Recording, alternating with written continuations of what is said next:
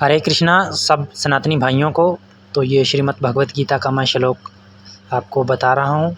बहुत ही महत्वपूर्ण श्लोक है भगवत गीता में, क्योंकि भगवत गीता में इतनी महत्वपूर्ण बातें लिखी हुई हैं परंतु हम नहीं जानते, क्योंकि हम जब पढ़ेंगे नहीं, सुनेंगे नहीं तो जानेंगे कैसे।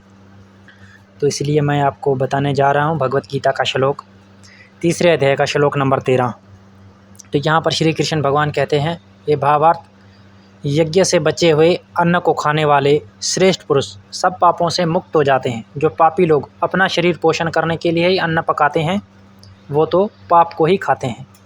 माने कोई भी मनुष्य, कोई भी इंसान जो अपना पेट भरने के लिए खाना बनाता है तो वो पाप को ही खाता है।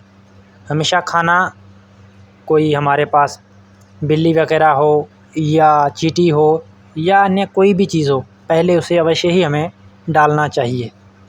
या कोई अतिथि आ जाता है तो उसे भी अब पहले खाना उसे ही देना चाहिए, उसके बाद हमें खाना। हालांकि हमारे शास्त्रों में 5 प्रकार के यज्ञ बताए हैं, जैसे ब्रह्म यज्ञ, देव यज्ञ, पितृयज्ञ और बलि वैष्णो देव यज्ञ और अतिथि यज्ञ। इस प्रकार से 5 प्रकार के हमारे शास्त्रों में यज्ञ हैं, परंतु इनसे भी श्रेष्ठ ज्ञान यज्ञ है, वो भी भगवत गीता में बताया गया है। तो खैर हम भगवत गीता के श्लोक को समझने का प्रयास करते हैं।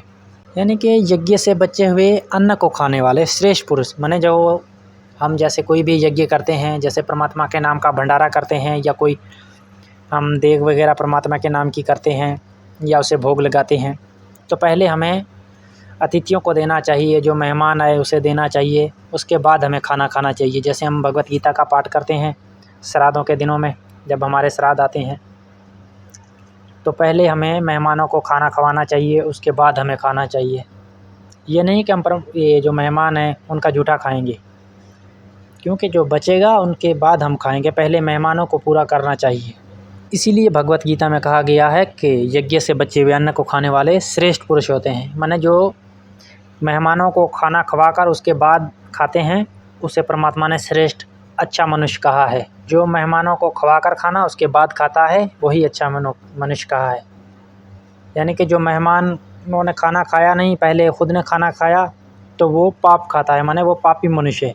इसीलिए परमात्मा ने कहा है कि यज्ञ से बचे हुए अन्न को खाने वाले श्रेष्ठ पुरुष सब पापों से मुक्त हो जाते हैं। यानी कि जो पहले मेहमानों को खवाकर बाद में खाते हैं वो सब पापों से मुक्त हो जाते हैं, माने उसे कोई पाप नहीं लगता। जो पापी लोग माने अपना शरीर पोषण करने के लिए, माने अपना पेट भरने के लिए जो खाना पकाता है वो पाप खाता है। आशा करते हैं कि आप लोगों को ये वीडियो अच्छी लगी होगी और ऐसी हम हमारे ग्रंथों से, पुरानों शास्त्रों से बहुत ही अच्छी अच्छी बातें लाकर शेयर करेंगे।